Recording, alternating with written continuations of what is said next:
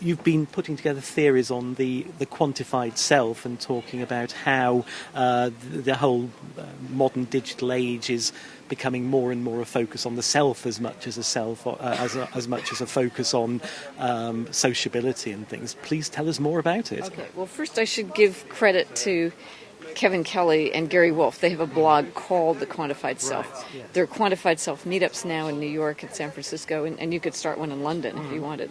So the Quantified Self groups themselves are focused more on medical information, like monitoring your sleep. But to me, it's also Skydeck. They let you monitor your cell phone calls. Did you call Mother last week, or did she have to call you? How many more times does the boy call the girl than the girl calls the boy? Yes. How much money did you spend on your business calls versus your private calls?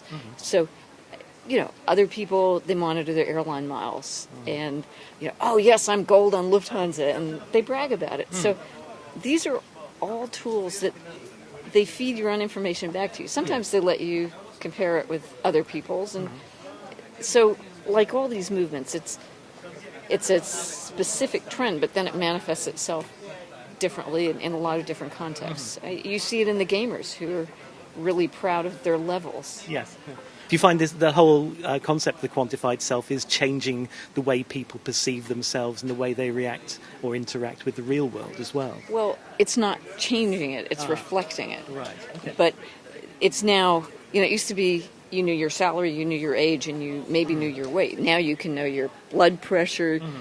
Oh, I was in this meeting and this guy said something so stupid, I could see my blood pressure go up.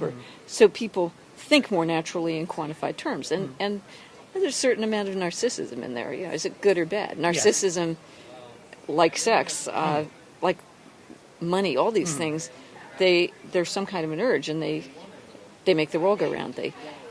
Yes, I'm going to try harder so that I can raise my salary. And it's not that you need the money, it's that self-esteem. So there are just more and more ways to do that. You can get obsessed with numbers and forget about the meaning. What's the difference between 125 friends and 300 friends on Facebook if they're not real friends? What the web does is it allows you to fulfill your urges, your desires, your intentions. If you're a hardworking guy, it enables you to work harder, to reach more people, to do more stuff. If you're a lazy fellow, it enables you to play solitaire all day. If you want to avoid people, it lets you put up a barrier and sort of just communicate with them by email. If you want to reach out to people, it enables you to bring them in with email. And so it accentuates what we would do anyway. And for good people, it helps us be better. If we're bad people, it helps us be bad. Any predictions for the next 10 years? I think in terms of the internet stuff, the Internet of Things, people all have unique IDs now. Things don't.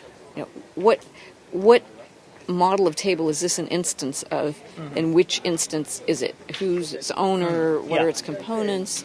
How's it being handled? Whatever. Can you rent it out? Can you buy it? That's going to happen. The second big phenomenon is you keep hearing people talk about search, and they actually mean the next thing, which is structuring. You find one thing, but it's a point.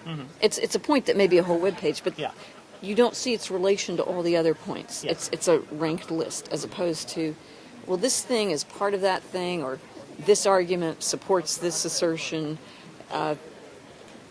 This person is a friend of that person. This person owes money to this other person. How are things related? And being able to see the world that way, and then instead of navigating through links, navigating dimensionally.